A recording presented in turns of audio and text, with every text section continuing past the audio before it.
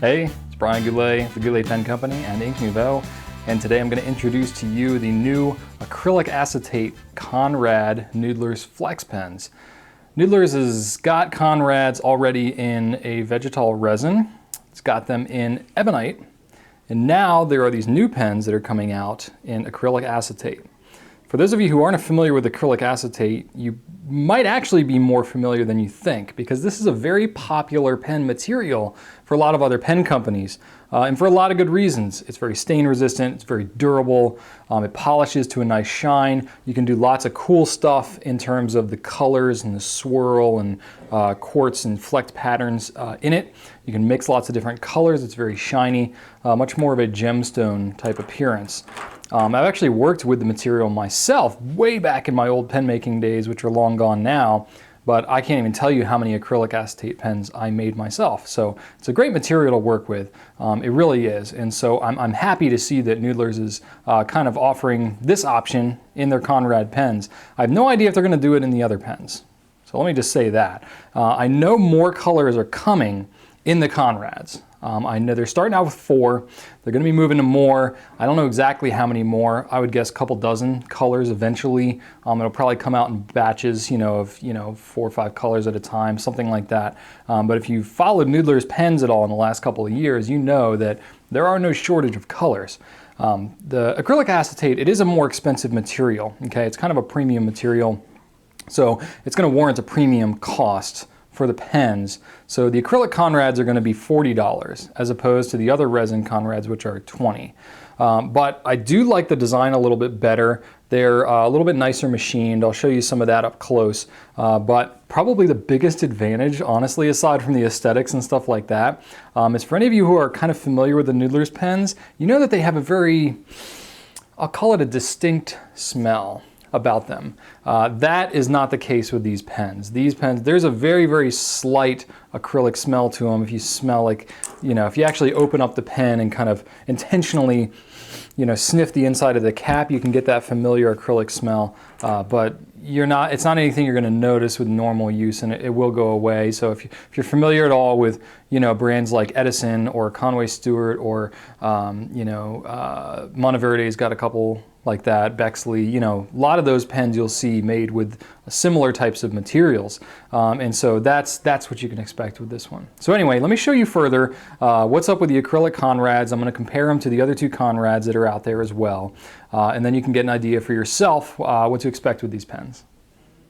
These are the first 4 Noodler's acrylic Konrad pens that are coming out. We've got John Mung, which is this kind of white pearlescent color with these red striations going through it. This red one here is Himalayan Ruby, and it's kind of a translucent red, just a little bit. You can see kind of the black piston mechanism going on in here with this pearlescent kind of thing going on.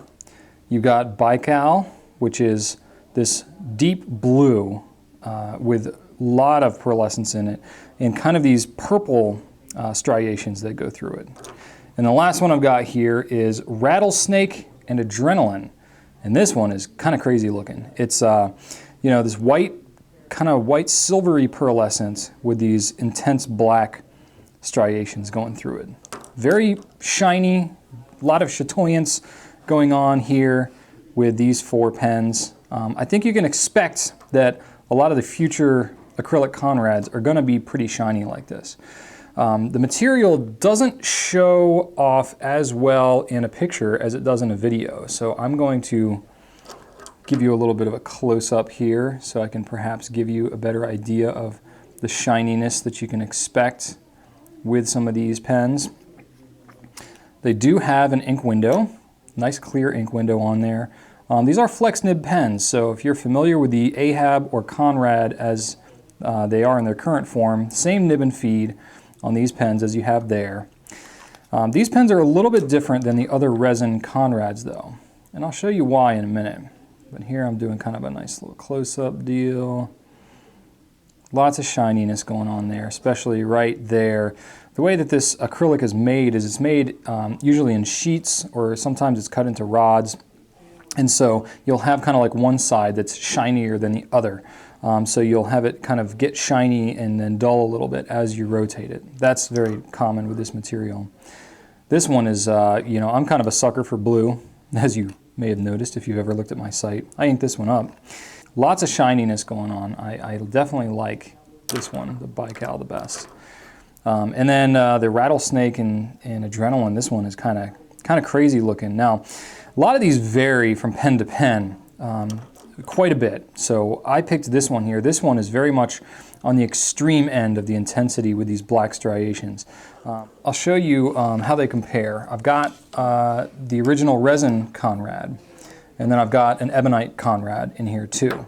If you're familiar at all with the ebonite Konrads, these acrylic ones are more similar in dimensions to the ebonites than they are to the resin Konrads. You can see here especially the length is quite a bit different. If I line them all up on the end, you can really see the difference in the length.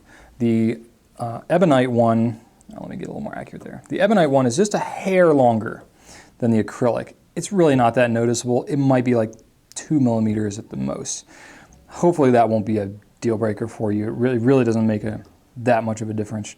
The other one though is quite a bit of a difference. You know, you're looking probably close to 10 millimeters in difference in the length there between the resin one and the acrylic. It's not really too significant of a difference there, but the main difference that you have in terms of the way these things are manufactured is that you got a lot more machine work going on with the ebonite and the acrylics than you do with the resin ones. So it's a little bit tighter fit and finish here, you know, especially you can tell where the body here is machined so that it fits the blind cap, and it's just more of a seamless transition here than it is on the resin ones. But you know, you're looking at a $20 pen versus you know, two $40 pens, so you might expect there to be a little bit of a greater quality difference between these two than the other one. So there you go. So the overall length is going to be a little bit different for the acrylic versus the resin ones, but if you're used to the ebonite ones, which maybe you are, maybe you aren't, there still aren't a lot of them out in the world as of the shooting of this video, but there you go. So the acrylic one is going to be very similar to the ebonite one. Maybe a little bit difference in length there, you can see kind of on the end, but it's got a similar grip section to it as well. If you look at the resin one, the grip section kind of tapers down more and doesn't have as much of a flare at the end as the ebonite and the resin and the acrylic ones do. So, well, thanks so much for watching this video. If you got any questions about the acrylic Konrads or really just about anything else with fountain pens, you can hit me up on Twitter, Facebook, YouTube, my blog. Be happy to answer any questions you have. Appreciate you spending time with me today, and right on.